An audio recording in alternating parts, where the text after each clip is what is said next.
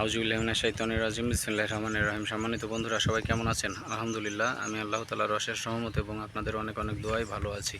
বন্ধুরা, এই রৌদ্র প্রখর রৌদ্রের ভিতরে আমি চুয়াডাঙ্গা জেলার দত্তালি নামক একটি গ্রামের মাঠে আছি। তো আপনাদেরকে এই প্রাকৃতিক মনোমুগ্ধকর দৃশ্য দেখানোর জন্য এখনকার মতো আপনাদের সাথে হাজির হয়েছি এবং আপনারা দেখছেন একটি মেঠো পথ, আঁকাবাঁকা মেঠো পথ এবং একেবারে কাঁচা। স্বাধীনতার এই 50, 52, 53 বছরেও এই মাঠের এই রাস্তাটি কিন্তু এখনও হয়নি। এটি আশানন্দপুর থেকে দত্তালি গেছে মাঠের ভিতর দিয়ে, সেই রাস্তাটি আপনারা এখন দেখতে পাচ্ছেন। আর চারিদিকে সবুজে শ্যামলে ভরা ধানের মাঠ এবং অন্যান্য ধান, পাট এবং অন্যান্য চাষও আছে এখানকার জমিতে।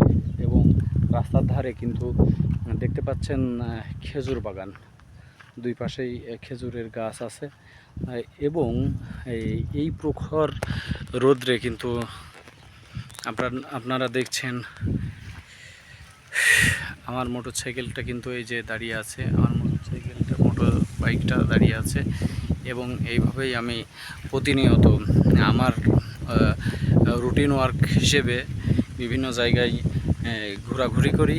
আর সেই আলোকেই কিন্তু আমি আপনাদেরকে এই দত্তালি গ্রামের মেঠো পথ দেখাতে চলেছি এবং দেখাচ্ছি। আপনারা দেখছেন চুয়াডাঙ্গা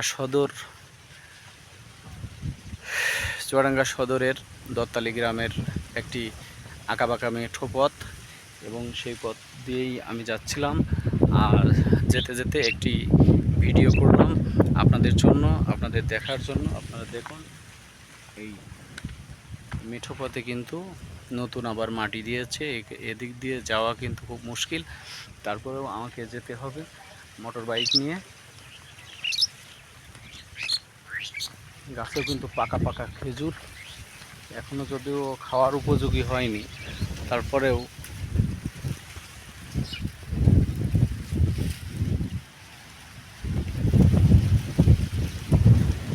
খুবই সুন্দর এবং খুবই বাতাস আছে এখানে। যদিও প্রচণ্ড রৌদ্র, কিন্তু বাতাসও কিন্তু আছে। আপনারা দেখছেন খেজুর পাতার বাতাসে এলোমেলো বাতাস চলছে।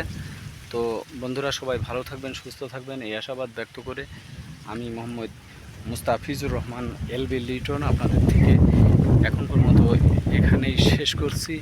আসসালামু আলাইকুম ওয়া রাহমাতুল্লাহি ওয়া বারাকাতুহু।